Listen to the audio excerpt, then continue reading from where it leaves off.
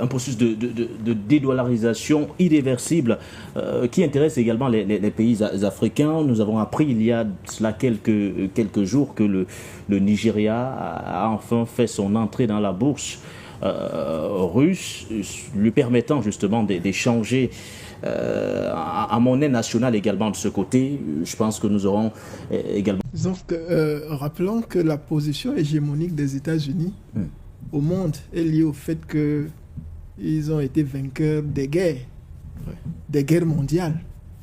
C'est pour ça que les accords de Bretton Woods leur ont donné cette position-là, qu'ils maintiennent à tout prix, à tous les prix jusqu'à aujourd'hui. Il faut rappeler que le fait que le dollar ait été imposé comme monnaie des transactions internationales, comme monnaie des réserves des États, a fait des États-Unis, de fait, la première puissance mondiale. De fait. Vous imaginez qu'aux États-Unis, avec ce que je viens de dire, ils achètent tout ce qu'ils achètent de l'étranger. C'est comme si c'était produit sur place aux États-Unis. Ils n'ont jamais de problème de devise. Pourtant, vous savez que les pays comme le Cameroun, pour acheter quelque chose à l'étranger, il faut avoir les devises. Et très souvent, ce sont des technologies, ce sont des infrastructures, c'est une expertise assez rare, etc., qu'on doit importer. Mais les États-Unis achètent tout comme si c'était eux-mêmes qui l'avaient produit sur place, quel que soit le pays, n'est-ce pas, dans lequel ils l'ont acheté. Ça, c'est ça la dollarisation du monde. Vous avez entendu parler des pétrodollars, donc même les pays qui sont très riches en pétrole et tout ça étaient contraints de vendre leur pétrole en dollars. Alors qu'ils auraient pu dire nous vendons en notre monnaie nationale, ce qui leur donnerait beaucoup d'avantages. Donc, à cette hégémonie vient s'ajouter une injustice. L'injustice, c'est que comme les États-Unis pensent qu'ils peuvent sanctionner tout le monde sans avoir des comptes à rendre.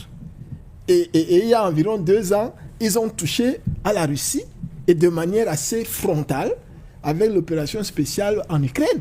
Et c'est ce qui a remonté la Russie avec ses partenaires pour dire mais il faut qu'on accélère cette affaire de dédollarisation. Parce que vous ne pouvez pas être une hyperpuissance mondiale et avec une monnaie qui n'est pas puissante. Vous voyez? Donc les deux sont liés. Et je le dis pour répondre à votre question. C'est que la réaction des États-Unis, du président Trump, évidemment, le docteur Ombé l'a dit, montre qu'il y a panique en la demeure. Montre à quel point ce processus de dédollarisation est sérieux et qu'il avance. Parce qu'il y a des indicateurs qui montrent bien qu'il y a un affaissement, n'est-ce pas, de l'utilisation du dollar dans les transactions internationales et même dans les réserves, n'est-ce pas, des différents pays. Il y a des pays qui ont converti une partie de leurs réserves en or, d'autres en bitcoin, etc. Pour réduire, pour fragiliser cette dépendance à un autre État qui, à un moment donné, peut créer des problèmes sérieux aux États dépendants. Donc, il faut continuer. Parce que ce n'est que comme ça que les États qui dépendaient du dollar vont commencer à retrouver progressivement leur souveraineté et pourront donc, à un moment donné, agir en âme et conscience pour le bien de leur peuple, pour le développement de leurs différents pays.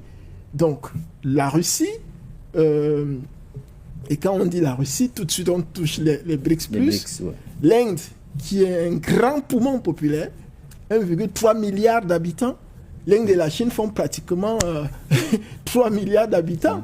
L'Inde et la Chine, aujourd'hui, les indicateurs. Donc, vous voyez que si l'Inde a avancé dans ses transactions commerciales avec la Russie, au point où ils sont arrivés à 90% de transactions qui ne se font plus en dollars.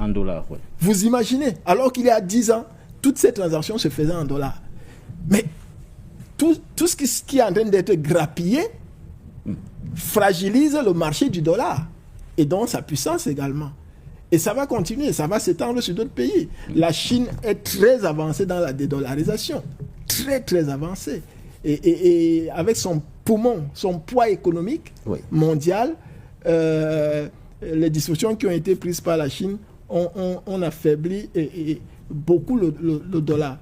Donc, nous encourageons cette dynamique et nous espérons... Et l'Afrique alors, Dr Ndouma?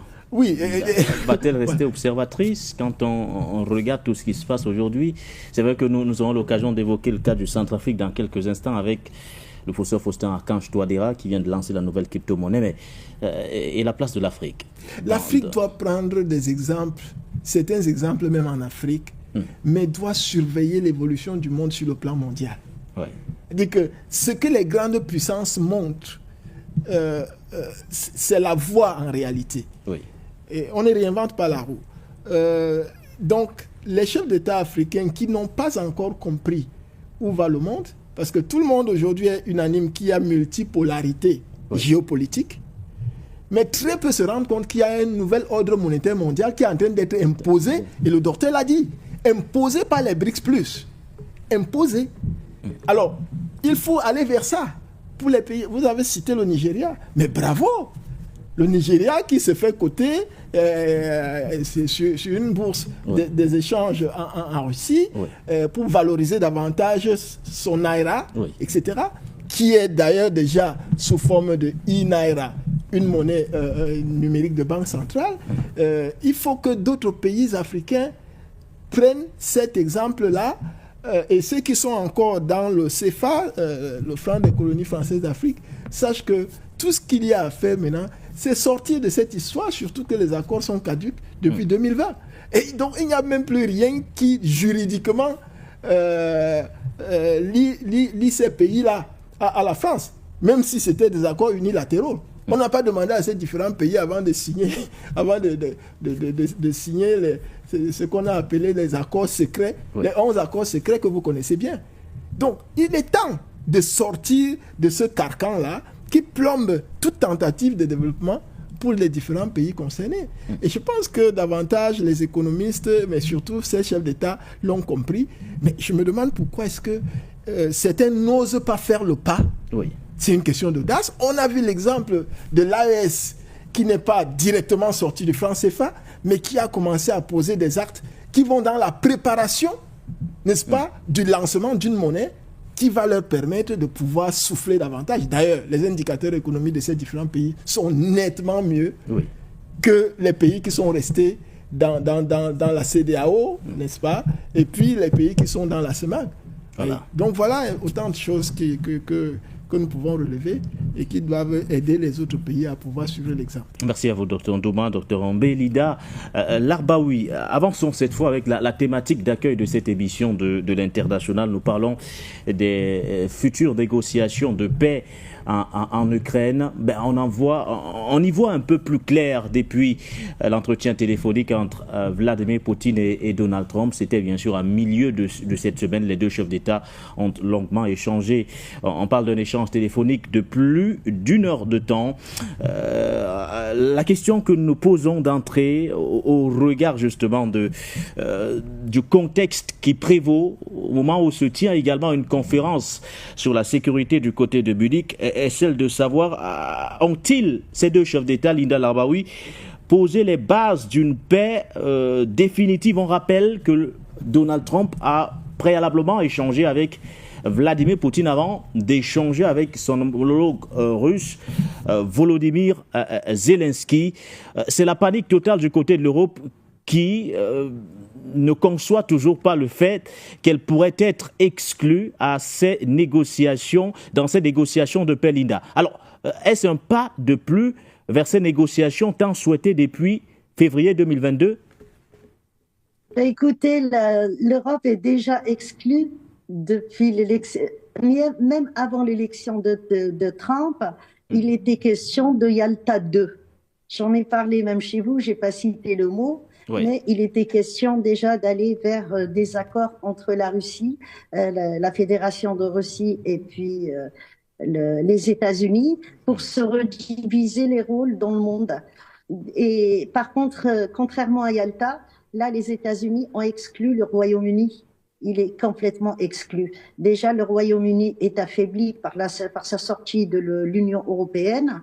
Donc, ça cause vraiment un problème pour eux. Ils sont dans une très, très grave crise. Et vu la conjoncture et la dédollarisation, vous en parliez maintenant, et la crise économique après Corona, la guerre de Gaza et tout ce que les Américains ont perdu, ils ont même perdu leur place au Moyen-Orient et en mer Rouge. Donc les États-Unis essayent de négocier avec les Russes pour se redistribuer les rôles. Et c'est la Russie qui est en position forte maintenant, puisqu'il y a 80% de la population mondiale qui n'a pas voulu sanctionner et qui n'a pas sanctionné la Russie. Il n'y a que l'Europe qui a sanctionné. Le grand perdant dans ces négociations, c'est l'Europe. C'est vraiment l'Europe. Donc, ils ont été entraînés dans cette guerre, ils n'ont pas su stopper, les Russes les avaient prévenus et ça n'a rien donné du tout. Il faut quand même rappeler que la place de la France aux Nations Unies et puis la place de la France au niveau international, c'était l'Union soviétique et c'était Staline qui lui avait donné. Et la France s'est retournée carrément contre l'Union soviétique dans l'opération Safari 2. Ils l'ont la Safari Club, pardon, ils l'ont exclu de l'Afrique et ils ont participé à sa chute. Ça, Poutine ne l'a jamais oublié. Il a rappelé tous ceux qui se sont acharnés sur l'Union soviétique plusieurs fois. Et donc, après ça, les Français ont continué à combattre les Russes jusqu'à Macron qui voulait envoyer une force en Ukraine. Il faut pas l'oublier non plus. Donc aujourd'hui, les États-Unis qui sont en chute, ils sont dans une véritable chute par rapport à tout. Ils dominent le monde par rapport à leurs porte-avions. Aujourd'hui, nous voyons que leurs porte-avions ne servent plus à rien avec les missiles balistiques. Il y a aussi l'histoire de la mer Rouge. Ils ont un grand ennemi qui est les Houthis. Les Houthis se défendent pour libérer la Bab el-Mandeb. Ils ont aussi les Libanais, les Syriens, même les Turcs, au niveau de la mer Méditerranée côté Est. Donc ça les a vraiment affaiblis. Il y a l'histoire de la dédollarisation. Il y a l'histoire aussi des États-Unis qui à chaque fois ils ont provoqué combien de coups d'État et combien de déstabilisations, les printemps arabes, les révolutions de couleur. Tout ça, pèse très très lourd. Et donc, les États-Unis aujourd'hui ne peuvent plus continuer à être le gendarme du monde et puis à être aussi à pratiquer une politique de voyous. C'est du vol à main armée, ce qu'ils ont fait ces dernières années depuis qu'ils se sont retrouvés à gérer le monde. Mais il y a aussi la Chine qui a été sanctionnée, l'Iran qui a été sanctionné. Tout ça, ce sont des puissances. La Turquie, les États-Unis ont empêché, ils ont sanctionné la Turquie au niveau des médicaments depuis 2 ans, parce que les Turcs ne voulaient pas ouvrir le Bosphore et le Dardanelle pour leurs bateaux, pour qu'ils aillent en mer Noire. Ça pèse très très lourd tout ça les concernant. Donc, depuis l'élection de Trump, on ne parle plus géopolitique, maintenant on parle de géoéconomique puisqu'il veut relancer l'économie des États-Unis, mais il ne peut pas relancer l'économie des États-Unis tout seul. Il veut relancer l'économie des États-Unis en négociant avec la Russie, en attirant la Russie vers lui pour que la Russie se détache de la Chine. Voilà l'objectif de Trump. Il l'a dit, s'en est pas caché. Il a dit dans les années 70, nous avons régné parce que nous avons détaché la Chine de l'Union soviétique et aujourd'hui, il faut arriver à détacher la Russie de la Chine. C'est ça qui fait la puissance d'un nouveau monde qui est en train de naître. C'est cette fusion, ces 2 États et donc les BRICS également. Et puis, dans toute cette histoire, les États-Unis, ils voulaient s'approprier le Canada, le Groenland, donc ils voulaient revoir la carte géographique, mais sanctionner encore une fois le Royaume-Uni. Ils sont actuellement, ils sont en train de faire la guerre au Royaume-Uni, à Gibraltar, pour se charger carrément de l'entrée de la Méditerranée et être les seuls maîtres à l'entrée de la Méditerranée. Et, il n'est pas question que le Canada et Groenland, le Gibraltar aussi est concerné. Et dans tout ça, qu'est-ce qu'il veut céder Trump à Poutine? Il veut lui céder les parties que la Russie s'est appropriées, même voire davantage. C'est Poutine qui refuse de reprendre toute l'Ukraine. Ça lui a été proposé. Donc il y a des éléments en Ukraine que la Russie ne veut plus, ceux qui ont toujours déstabilisé les bandéristes et puis tous ces Ukrainiens qui sont pro-Occident. Donc Poutine n'en veut pas. Il est vraiment en position de force actuellement. C'est plutôt les États-Unis qui essayent de retrouver une place, mais je crois que Poutine va jouer ses cartes et puis il va pas leur donner ce qu'il faut, puisque les États-Unis, une fois qu'ils seront forts, encore une fois, ils repratiqueront la même politique. Ils ne s'arrêteront pas. Donc c'est l'occasion pour la Russie de dire son dernier mot. Et je pense que oui, Trump va aller en Russie pour essayer de négocier et convaincre. Mais c'est Poutine qui dira son dernier mot. Est-ce qu'il va accepter de rejouer Yalta? Je ne pense pas, parce que l'opération Safari Club, c'était piloté par Kissinger, donc par les États-Unis. Et Poutine lui-même a parlé de tout de la guerre contre l'orthodoxie, la guerre contre la Russie pour balkaniser. Donc je ne pense pas que Poutine va jouer cette carte-là et il va pas donner aux États-Unis ce qu'ils cherchent. Alors, Volodymyr Zelensky est-il finalement le grand perdant de cette équation qui se dessine aujourd'hui, Linda?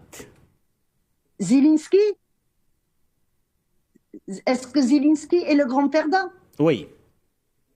Eh ben, Zelensky n'a rien perdu du tout. Il n'a rien joué du tout, Zelensky. Il a gagné beaucoup d'argent, lui et sa femme. Ils ont une SCI, donc une société immobilière très importante, entre Genève et Londres. Ils ont pris beaucoup d'argent. Zelensky a toujours été l'élément, on va dire, le pantin des États-Unis. Donc, lui n'a rien perdu. C'est l'Ukraine qui est perdante. Mais l'Ukraine, dans sa politique, dans son idéologie bandériste, elle ne pouvait pas aller vers autre chose. La guerre de l'Ukraine n'a pas commencé le 24 février de 2022. Elle a commencé bien avant, dans les années 90, qu'elle a commencé cette guerre. Et même au-delà, parce que l'Ukraine n'existait pas. L'Ukraine a été fabriquée à partir de Lénine, qui lui a décidé que c'était une république à part. Et après ça, il y a Khrouchtchev qui l'aura annexé aussi Khrouchtchev qui était aussi ukrainien. Il a annexé à l'Ukraine ah là là, j'ai oublié la petite île là pourquoi ils se battent, que Poutine a récupéré en 2014, la Crimée, pardon. Donc Zelensky n'a rien perdu. Zelensky a essayé de réaliser un agenda occidental, à ne pas aller vers Minsk 1 et Minsk 2. C'est ce qui s'est passé. Et quand Poutine a vu qu'on allait l'attaquer, donc il a donné l'ordre que ça soit la Russie qui attaque d'abord, parce que celui qui attaque a gagné. Donc, c'était trop tard pour l'Occident. C'est plutôt l'Europe qui perd. La France avait des gros intérêts là-bas.